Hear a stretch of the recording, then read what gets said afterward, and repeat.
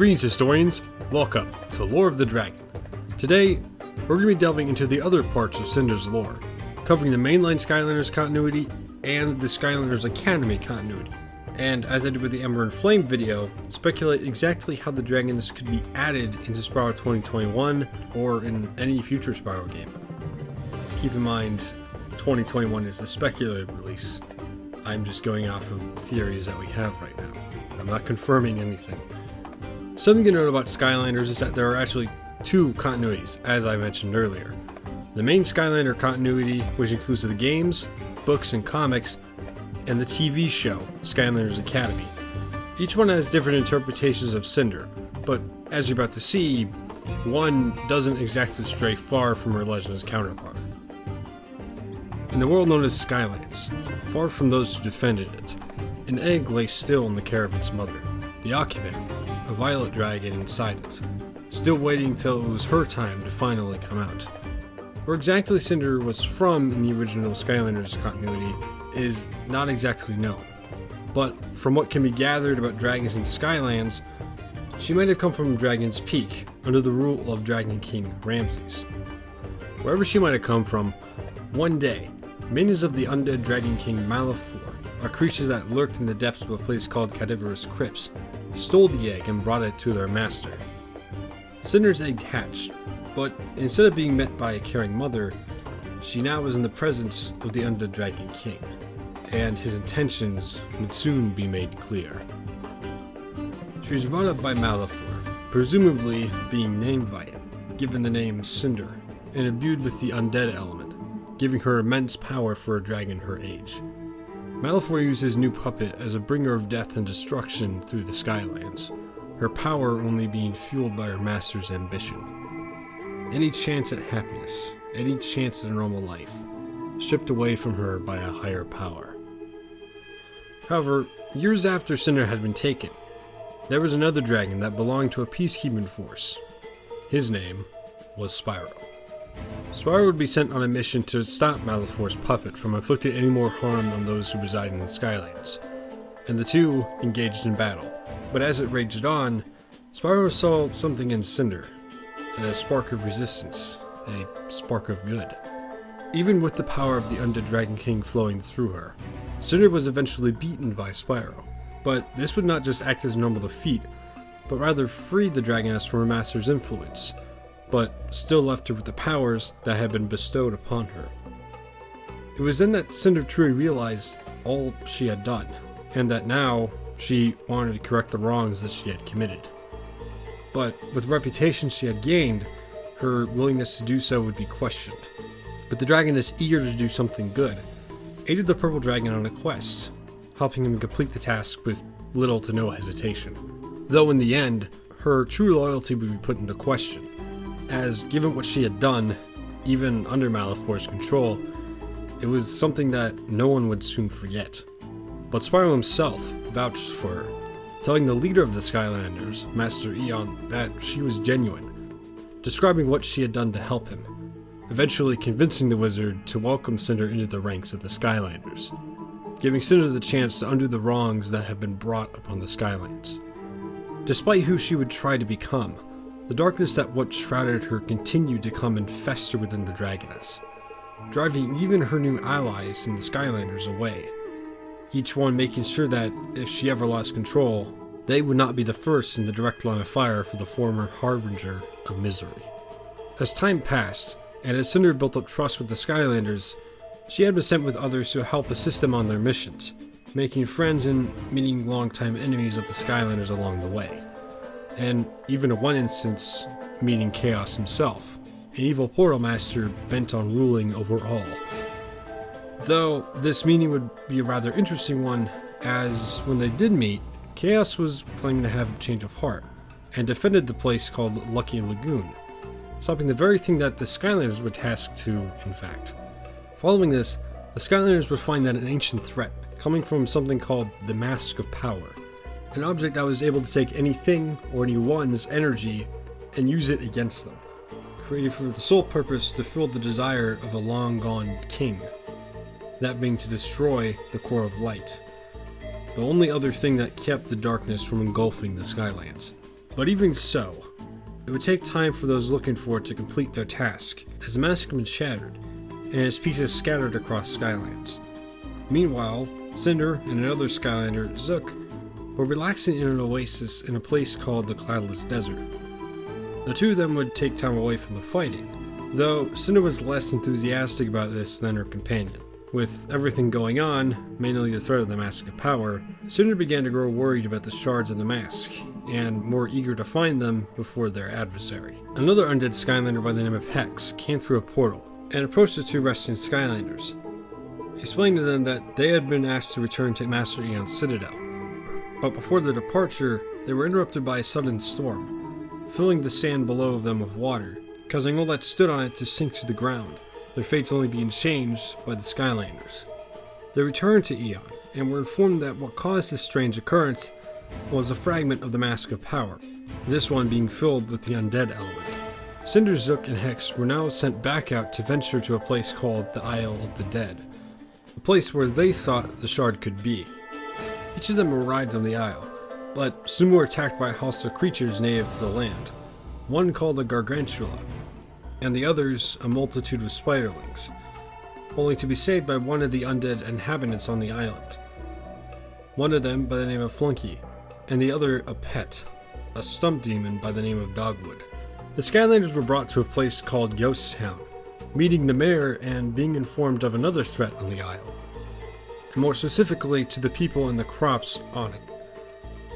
This would come in the form of a wizard called Hurricazam. This wizard had suddenly come to the land, and with his power far matching any of those who opposed him, the inhabitants were now being forced to pay tribute to him through a source of food, Batterson's pies. But even with this tribute being paid, he still took the villagers from the town, and somehow was able to change these undead beings back into living creatures. This drove the Skylanders to take action, though their means of doing so would be unconventional.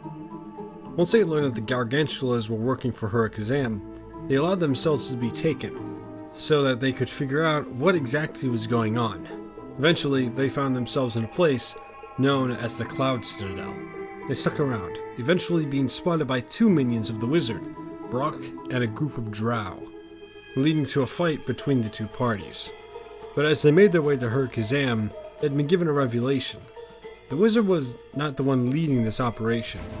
It was Chaos, who planned on harnessing the undead element of the villagers, storing it, and using this energy to convert the living into the undead, leaving the evil Portal Master able to destroy the other elements and take over Skylands.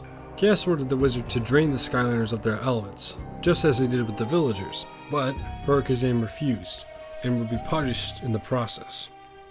Then, out of his own anger, Chaos tried draining the Skylanders' energy himself, through a machine that Hurricazam was originally. However, his attempt would fail, and actually free the Skylanders. But, as the trio of heroes got ready to fight the Portal Master, a cage of bones shot up around Cynder and Zook, the source of this coming from none other than Hex, who now seemed like she was betraying her comrades. Hex turned toward Chaos, claiming that now she was on his side, and as much as Cynder tried to reason with her, the ex-Skylander seemed not to listen, and questioned if the energy extractor was still operational. Hex offered her own energy, claiming that all the mistrust and fear that had been directed toward her was something that she could no longer bear to live with, and so wanted to be a living creature again. But as the machine started to extract Hex's energy, it started to overload, and now Cynder realized what Hex's plan was. With the machine overflowing with energy, it exploded, and for a second, Hex's true form could be seen, though this brief appearance would not last long. Eventually, Hex freed her companions, and now, Chaos was outnumbered. The Dark Portal Master was able to escape, leaving Hurricazam with the three Skylanders, the wizard apologizing for what he had done, and handed Cynder a rose, but this rose was not a normal flower. This was a piece to the Mask of Power. They then ventured to the Eternal Archive. However, they found through Spyro that now Master Eon had been taken captive, and had been captured with 5 pieces to the mask on him. Soon, Chaos was able to gather all the pieces to the Mask of Power, the threat of him assembling it drawing ever closer. A force was assembled together to stop the Portal Master from completing it, and now each Skylander was charging toward this castle, and pressing through the defenses put in place to stop them. However, Chaos had already completed the mask, and in doing so, this allowed it to drain the power of each and every Skylander there, including Cynder's. Before they met their demise, Master Eon brought them back to the castle, leaving them to find out how exactly they were going to defend the Core of Light from Chaos' rampage. Given that their elements were now taken, Cynder had the idea to build a defense tower to give them a fighting chance, but as the Portal Master approached the core, Cynder found that even with defenses, they couldn't actually fight against their stolen power. It was in this moment of desperation that a Skylander called Trigger Happy devised a plan to lure Chaos into using all the power stored in their mask at once, overloading it and hopefully giving the Skylanders a chance to stop him. The evil Portal Master fell for their plan, using the mask to emit a huge blast of energy. However, the Skylanders' plan would soon come to fruition, and the Chaos would lose control of the mask, leaving him open for Cynder and her companions to take the mask from the Portal Master. And now that it was off Chaos, their powers returned to them, allowing them to destroy the mask so that no one could ever use it again.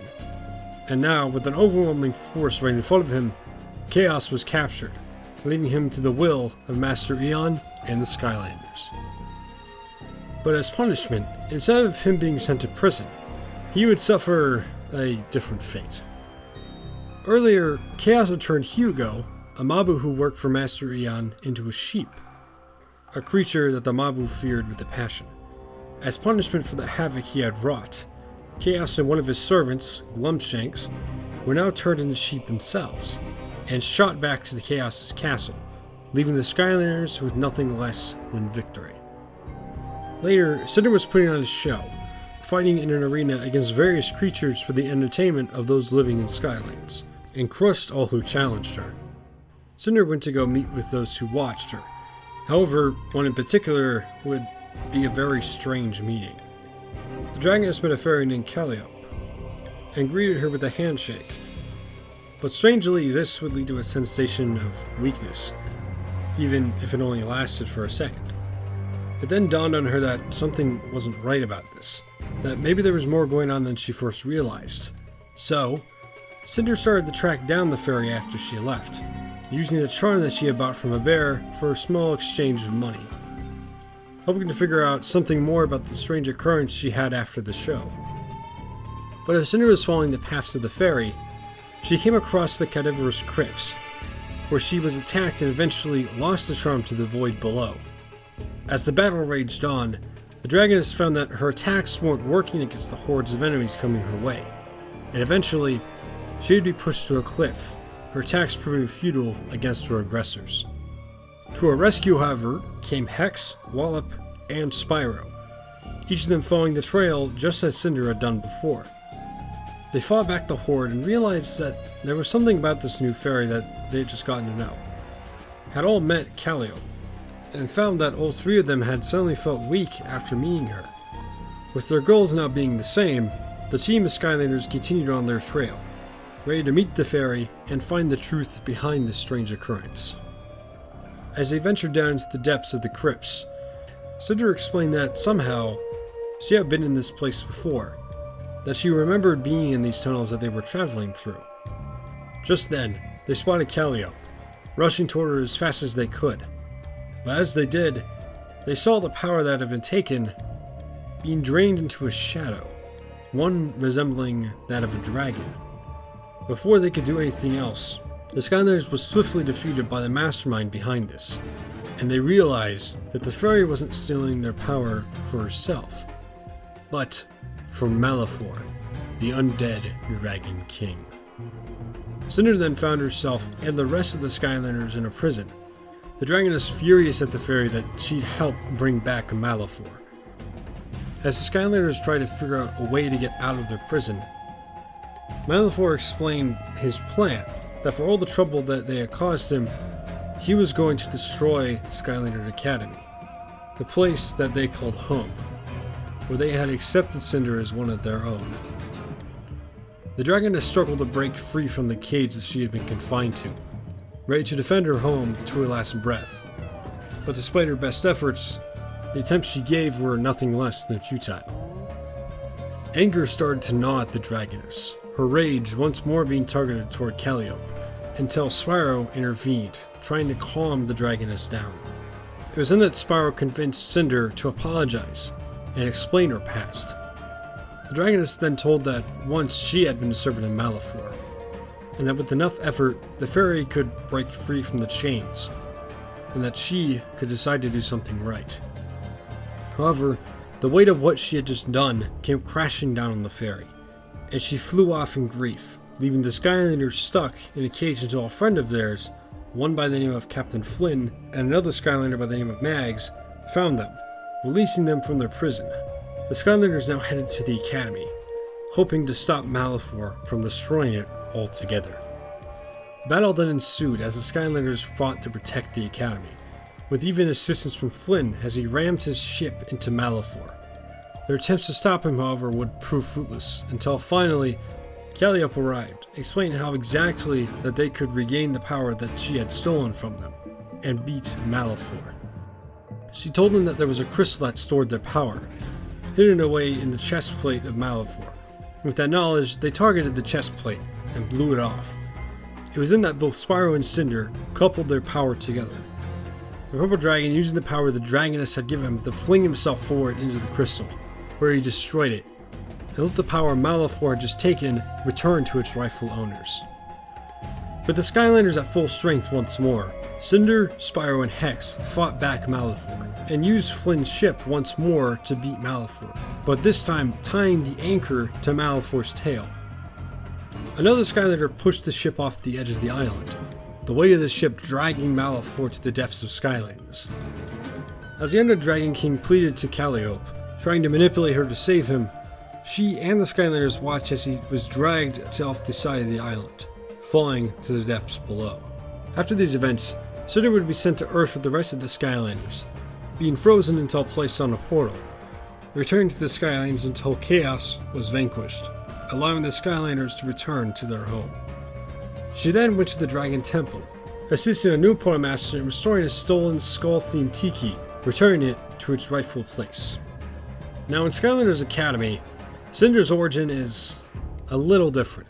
Instead of being stolen as an egg, she was actually the daughter of Malefor, who raised her in the cadaverous crypts, her father wanting to raise her to be a tyrant just as he was, and wanting her to never associate herself with the likes of the Skylanders. And this would essentially make her a princess.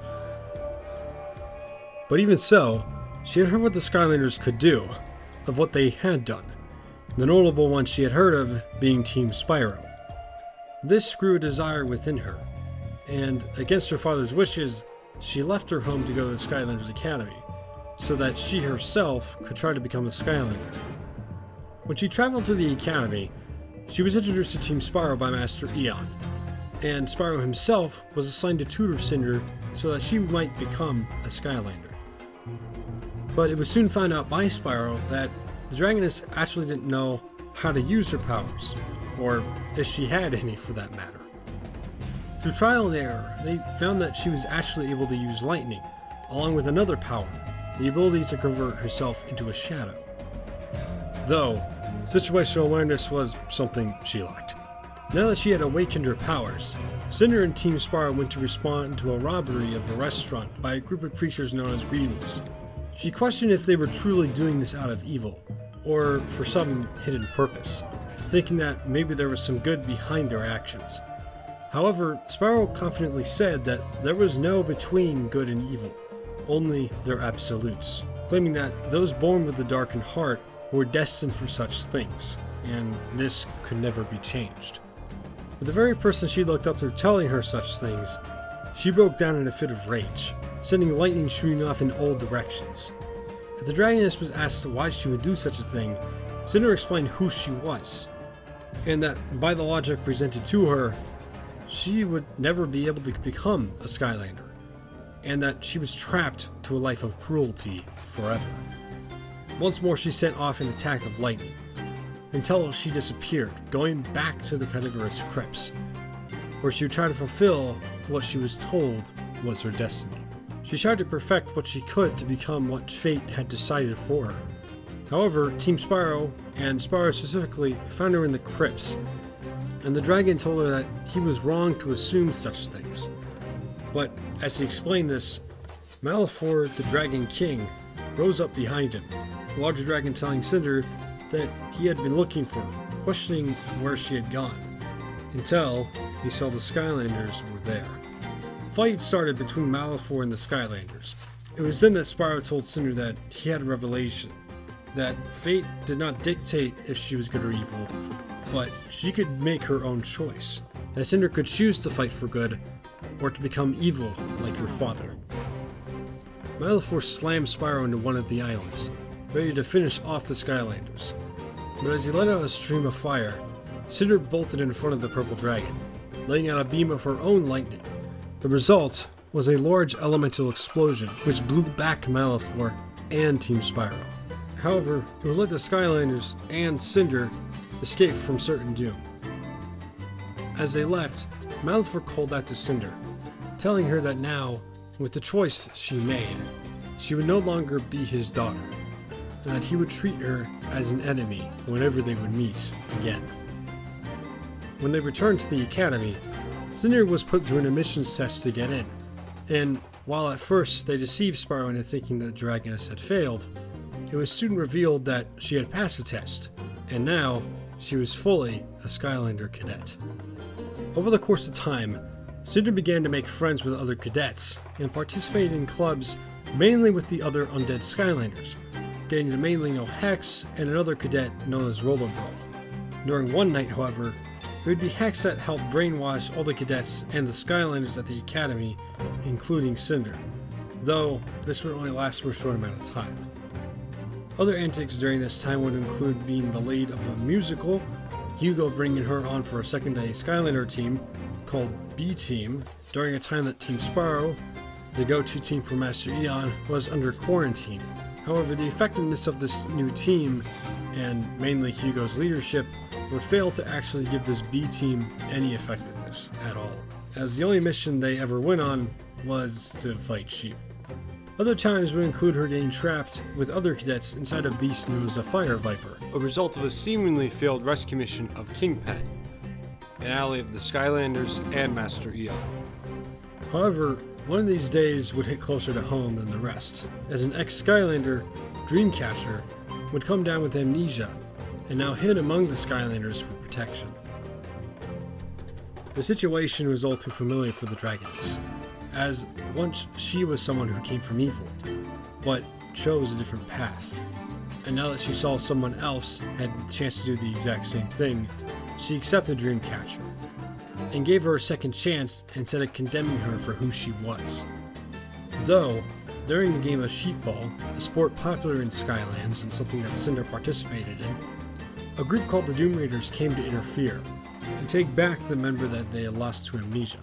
Despite their best efforts, the Skylanders were unsuccessful in defending Dreamcatcher, and in the end, her memories returned to her, and once more, she chose to follow the path of evil. One day at the Academy, everyone paid witness to a message being given by Malefor. This message being all but clear. He had taken Spyro captive, and in return for his safe passage back to Skylander Academy, he wanted them to return Cynder, and for her to pledge her undying loyalty to the darkness. The Dragoness, Master Eon, and Team Spyro rushed to save the Purple Dragon, meeting her farther back in cadaverous crypts. But at first, it would seem only Cynder would be the one to meet Malefor. A conversation between the two began, Malefor commenting how he thought Cynder just came for him, the Dragoness retorting, stating that she had only come for her friend, Spyro, and not him. Malefor then told Cynder that her statement was false. However, before this conversation could go on, Cynder then said that the Skylanders had taught her more about what a friend was than he ever had. Just then, she struck him with a blast of lightning, and the rest of Team Spyro and Master Eon came out of hiding and attacked the Dragon King, this seeming to bring down Cynder's father. This, however, struck something within Cynder, and she turned to the others and told them to stop attacking, refusing to let her father be injured any further. Though she was warned that this might be a trap by Master Eon, she made herself vulnerable, and just as swiftly as her attack came, Malifaux grabbed his daughter and took off, taking Cynder away from her friends and diving deeper into the crypts. Months passed as Malifaux kept his daughter under his gaze, her powers growing weaker and weaker. During the time she had been held captive, she had found that she had more abilities than lightning or to turn into a shadow, but she had psychic abilities. These being one to find any place in Skylands, and to also block her location from anyone in Skylands.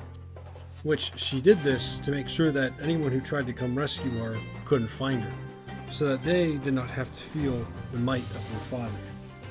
But despite this ability, Team Spyro was able to find Cynder, and also fend off Malifaux, successfully freeing her from her father, and using her ability to find a place called Arcus, where a dormant superweapon was being held.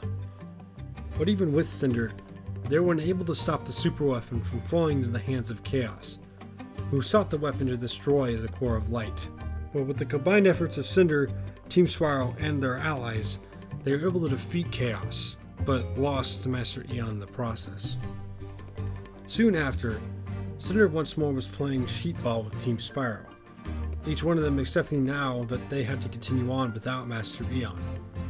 But unknown to them, Eon has survived, and had been blasted into another dimension, and now accompanied Spyro on a quest to find his ancestors. Before Spyro and him left, however, the Purple Dragon left a message in the sky, this being noticed by Cynder and Team Spyro. This message saying Skylanders forever.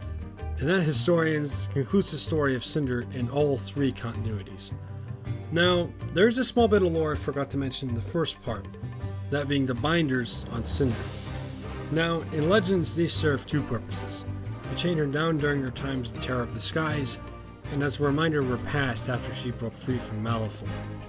However, during the immediate time after her release from Malifaux, she took them off as she didn't want to be reminded of her past, but put them back on later as a reminder of what and who she was, and never to go back there again. Now, speculation. I've pieced together that Cynder's story, in any case, has been about choice, whether that be through the lack of choice given to her by Malifaux, or to make it her decision to break free from the chains that bound her. In any case, whether her personality be sarcastic and more reserved, or more open, her character has been based around the theme of choice, and I believe that it should be the same for any future iteration that she is given. However, where her story could begin is unknown. Perhaps part of the Dragon Realms is still unexplored, and maybe in a future game we could go there, and go to the place that she was raised. Maybe she could be connected to the next threat to the realms. However she turns out, I imagine her story starting out as an enemy of Spyro, or at least something where she might to undermine the Purple Dragon, whether that be through Spyro's own doing, or even herself seeing the heroism of the young dragon and making that choice herself. That'll be it for me, but I'm curious to hear what your thoughts are on Cynder. Would you like her to come back in an already established way? Would you keep the theme of choice and make a new story? Or would you just scrap the idea and make her an almost brand new character? Let me know. Anyway, that'll be it for me, historians. I'll see you in the next video. Thank you for all the support during these past two videos. It's been great to see people are actually interested in Spyro Lore. Anyway, I'll see you all in the next video.